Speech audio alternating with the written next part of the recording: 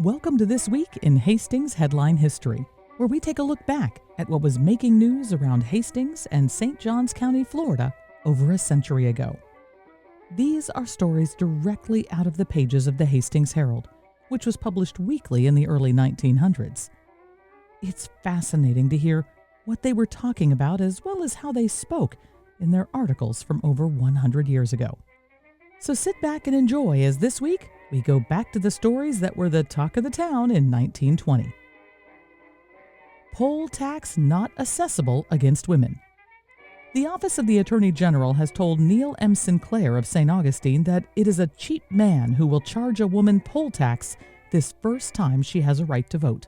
The following from Mr. Swearingen's letter explains, I am in receipt of yours of the 4th stating that certain attorneys of St. Johns County hold to the view that a poll tax should be required of women as a prerequisite to their right to vote.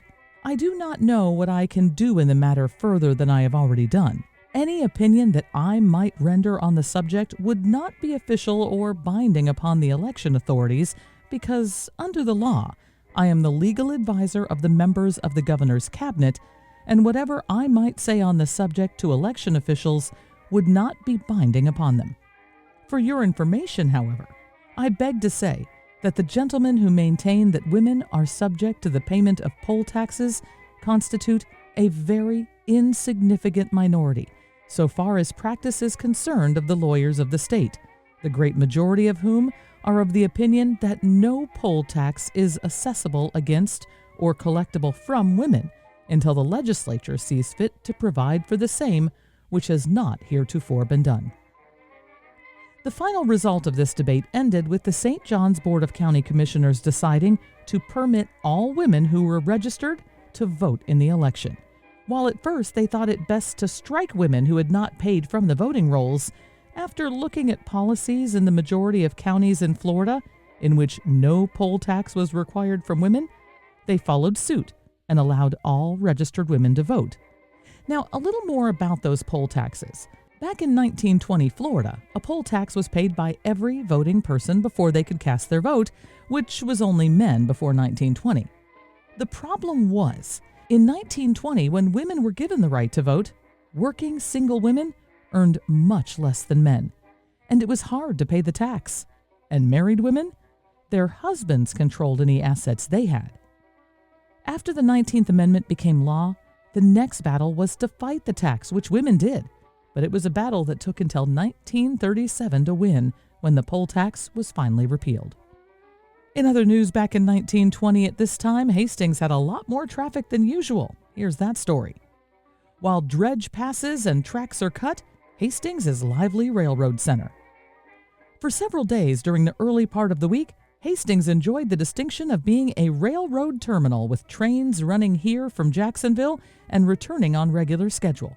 The cause was the big ditch of the Hastings Drainage District, which had reached the railroad tracks and then cut across them, making it necessary the construction of the temporary bridge by the railroad company's crew of workmen. While work was in progress at that point, all through trains were routed around from Jacksonville to Palatka, and special trains were run from Jacksonville using the regular train schedules to carry passengers for Hastings and points between. At Hastings, passengers who boarded the train between here and Jacksonville en route for Palatka and other points south were transshipped to buses and carried to East Palatka, where they were able to resume their journey by train. The tracks were cut Monday night, the railroad company having a crew of men on hand immediately afterward to build the bridge. According to the reports of engineers engaged on the cutting, however, the bridge crew arrived equipped with various pieces of mismatched machinery, which refused to work, causing delay while other equipment was being obtained. To make matters more interesting, a drop hammer which was required on the work turned up missing, and a man was sent back to St. Augustine to find it.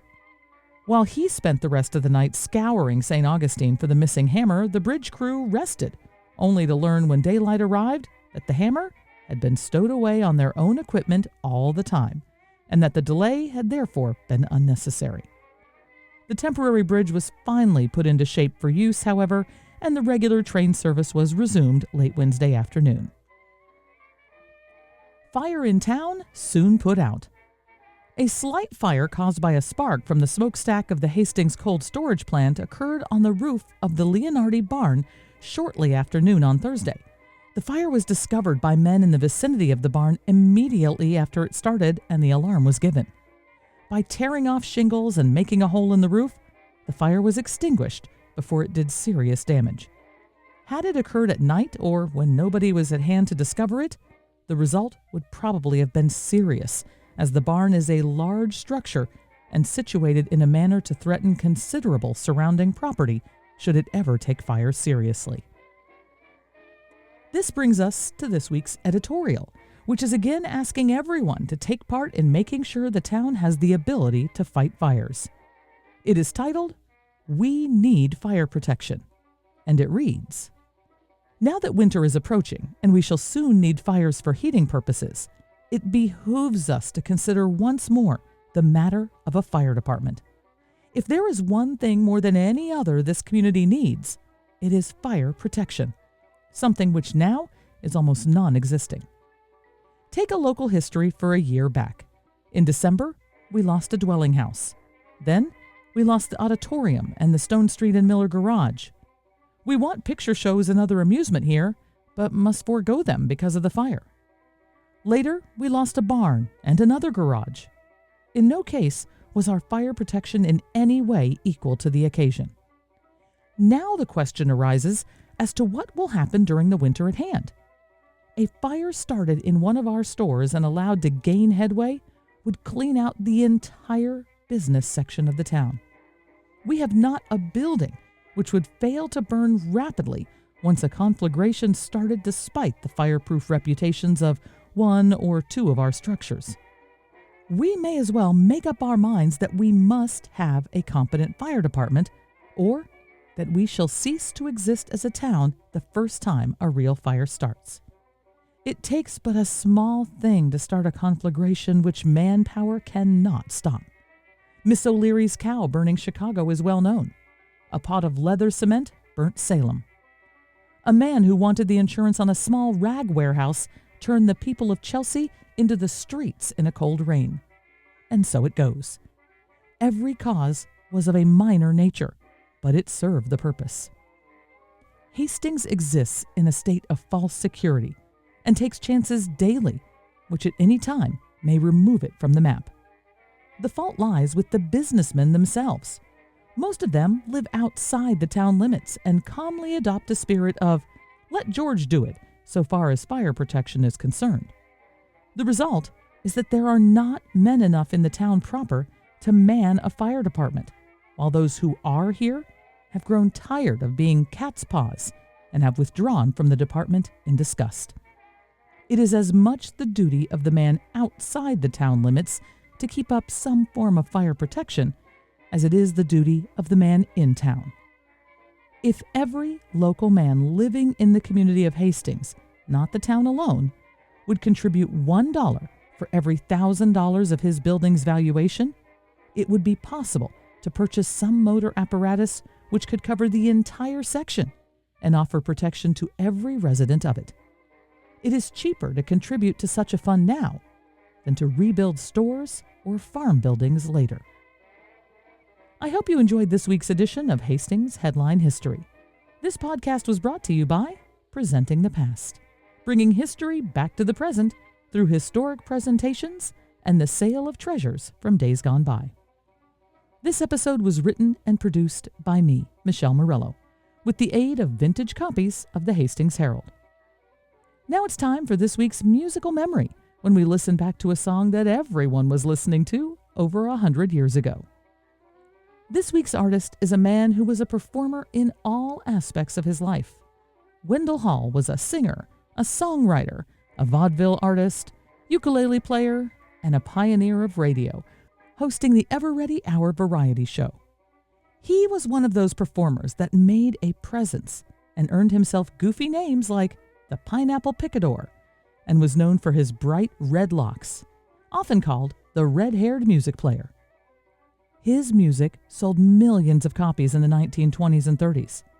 He was such the performer that even when he decided to get married in 1924, His wedding to Marion Martin was performed live on the radio, thought to be the first broadcast ceremony ever. So let's listen back to one of those early recordings from a man whose whole life seemed to be a broadcast waiting to happen. Here's Wendell Hall with Carson Robeson on guitar and the song, We're Gonna Have Weather. One winter night I thought I'd freeze.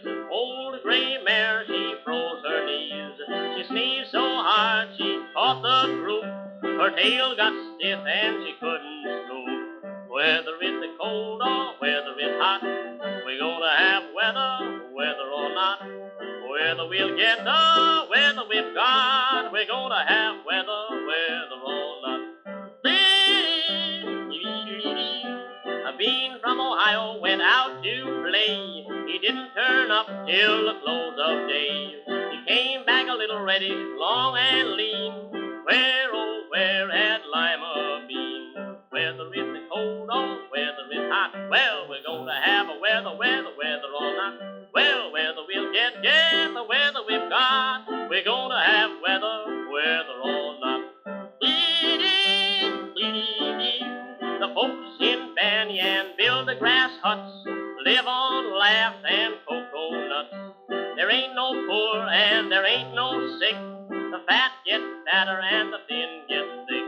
Whether it's colder, whether it's hot, we're gonna have a weather, whether or not. Whether we'll get the weather we've got, we're gonna have a weather, whether or not.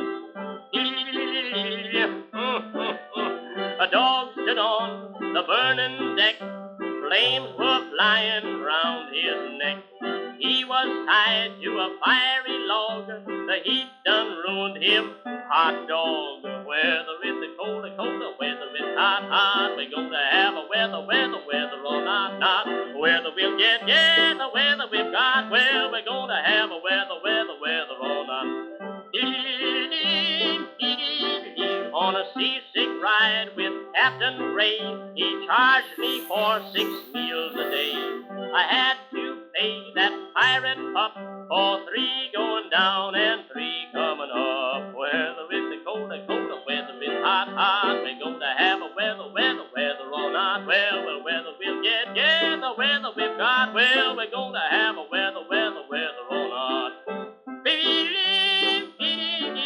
I hope I've kind of made it plain. Sunshine drives away the rain. Your darkest clouds will soon be bright. Tomorrow comes after tonight. Whether it's cold or whether it's hot, we're gonna have a weather, whether or not. Whether we'll get the weather we've got, we're gonna have weather,